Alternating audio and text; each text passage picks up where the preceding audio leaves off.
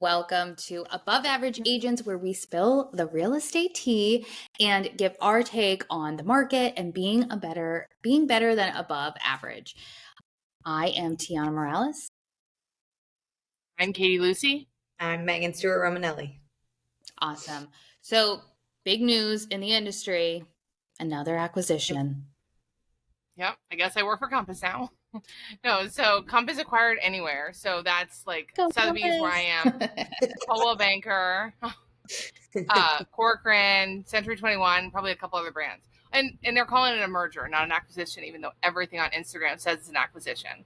But it was all stock. I don't know. So I think it'll be good. I think it's like the Yankees bought the Red Sox. I think that Oh my the God. biggest volume bought the second biggest volume. There's gonna be a conglomerate, and I think that Compass is a great company. I don't know much about it, but you love it. You love the tech. You love the leadership. Like, what else about Compass you think is like leading the front in becoming the biggest volume producer in real estate?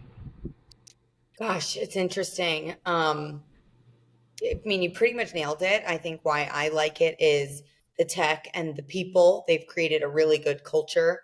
It's interesting being a Compass agent. I didn't know any of this. They do a really good job keeping this stuff under wraps because I drink the Kool-Aid. I would say I know, enough about what's going on at Compass, but had no idea about this. I think it'll be really interesting, though. I hope that they keep each brand as it is.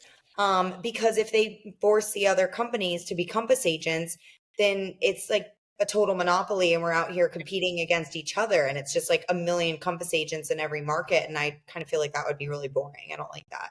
Totally. And there's so many good brands under the umbrella that have like a unique like spot in the market. I can't imagine. Like their own value add, their own reputation. These companies we've acquired or what have you have been around longer than us. Mm-hmm. So like, why is Sotheby's going to become Compass when Sotheby's has a longer standing reputation? Corcoran's been around forever. Compass is essentially new comparatively. Yeah, and leadership at the Sotheby's that I'm at has said, like, we are completely staying an independent brand representation exactly as we are now, and that this is a win-win. We're going to have like elevated tech positionings or whatever it may be that comes along with what we integrate into our systems from you guys. And I think it's a win-win. I don't know. I'm sure that, I don't know if there is any brand under Anywhere that's kind of lame, which I don't know any really that are smaller. Maybe that's why. Maybe they would absorb into Compass or maybe absorb into something else. But I don't know. I think it's fine. I'm interested to go on Instagram later and see the spins that everyone says and see what they say. Yeah. Tiana, what's your take being not as involved? I know I'm not as involved. I'm with an independent broker. So for me, I don't really care. I think on a grand scale, having been a part of acquisitions in my other career, not a lot happens in the very beginning anyway. So I imagine it's going to be business as usual for a while. And I can't imagine them getting rid of any of the big brands like a Coldwell or Century 21 or anything like that and making them Compass. I think that we live in a capitalist society, right? So it's all about who has the most market share, what company has the most market share, what are they providing to shareholders. I don't think this has anything to do with the value they provide to the consumer, even though they'll likely spin it that way. So to me, I'm like, whatever. Unless you guys see it differently and I'm just being a negative Nelly. Oh, I think you're totally right. I think that when it comes to like client acquisition and client nurture, and that doesn't matter what brokerage we're at, right? The only thing that matters on the brokerage end is like volumes and dominance and like competing with places like Zillow and other companies that are emerging that are trying to kind of, I don't know, become agents in one of themselves. So like having a bigger monopoly essentially is maybe beneficial. I don't know. I think that there's a lot to compete with in the real estate space. So having two big ones join forces, probably going to end up good. We'll find out. Yeah, I think you touched on an interesting part of the topic too. Like, it's still, real estate is not going to be replaced by AI. The agent is the value, whether you're at the biggest brokerage in the world with the most tech or you're at an independent brokerage. Like, you bring the value. That I was explaining to you guys personally, the tech that Compass loves, I don't even subscribe to all of it because it's not applicable to everyone. Right. I have older clients, I have non-tech savvy clients, and I still drop off contracts by way of vehicle to people's front doors to have them sign by hand because they can't do electronic signature. Like that level of service that I provide, it doesn't matter where I am. And that's, what keeps this industry unique and exciting is we can provide that no matter where we are. So some of this stuff is, to Tiana's point, not really for the consumer, if you will. Yeah. To me, it's all about dominance and market share. Because I heard a stat that now with the acquisition, they'll have about 25% of the market share in real estate. So, I mean, that's a pretty big number It's a for lot. sure. Yeah. The pressure there is, going to be on for the CEO there. But Yeah. But wouldn't it still be, if we're saying each brand gets to keep its own brand, the market share is not 25% because yeah, but Compass has a they will roll it up to like the Yeah. parent company. Yeah. That's how you make the numbers sexy. Yeah. To get more Exactly. That's how you investors. become dominant. Yeah, for Because real anywhere is not producing. even.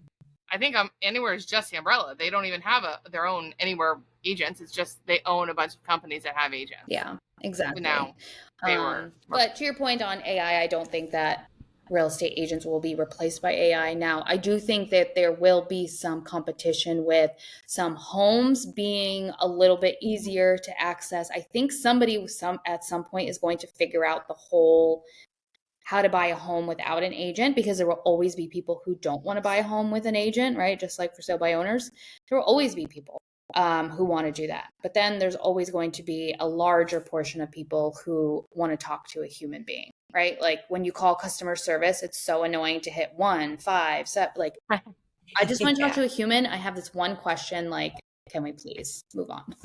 So Yeah. there's always going to be a balance. Different clients, you have different needs. So like if you're a first-time home buyer, it's your 100th one, you still need advice on the asset and what to do with that. Like a good real estate advisor is not going out of style. They're probably going to continue becoming more important because the typical door opener is kind of fading, because I do think the Redfins of the world and all the other kind of, I don't know, are going to squash that kind of agent. So I think we'll become more valuable. Yeah. I just, from my appointment this morning, AI can't replace me.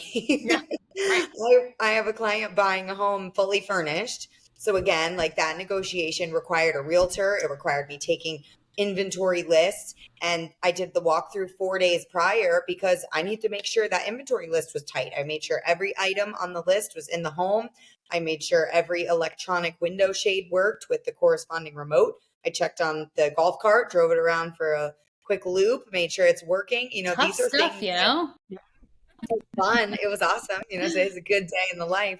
But these are things you can't be replaced for. My client's in New York. He's busy. He's an attorney. He's got to work. And I went, 4 days ahead of schedule to make sure he can be really, really happy when he shows up on Thursday. And without us, stuff like that doesn't happen. And these aren't little purchases. When he gets off the plane and goes to his new house, it needs to be easy. He needs a towel in the bathroom and toilet paper, if you will, it needs to seem seamless. Exactly. Totally agree. Can't do that without us. Compass or not. Exactly. Compass or not. He needs his toilet paper. I think this merger. I don't have anything else. Yeah, it's interesting. It's exciting news and it's a hot topic. But to your point, Tiana, it's probably not going to make major changes in our day to day. Yeah. I don't know why everyone's like going up in arms about it. Like, I really don't. I'm like, why does anyone? It's just like any other company. It's like, I don't know if it's who Redfin bought Rocket Mortgage or whatever. Yeah. That to me was a big deal because that completely changes the services and how they operate in the industry versus a real estate company buying a real estate company. It's all the same. Like, you know what I mean? It's the same thing. Yeah. So like, who cares? But maybe I'm wrong. Maybe I'm dumb and I'm missing something. Not that. Probably went down $1. I don't think it's like set to close until the end of 26 anyway. So it's definitely a long ways away. And it's just the press release just went out a little bit ago. So people are just trying to be first to announce kind of thing. Yeah, that makes sense. Well, leave your comments below if you think that this is a really cool acquisition, if you don't care, if you do care, all the above. We'll see you on the next episode. Bye.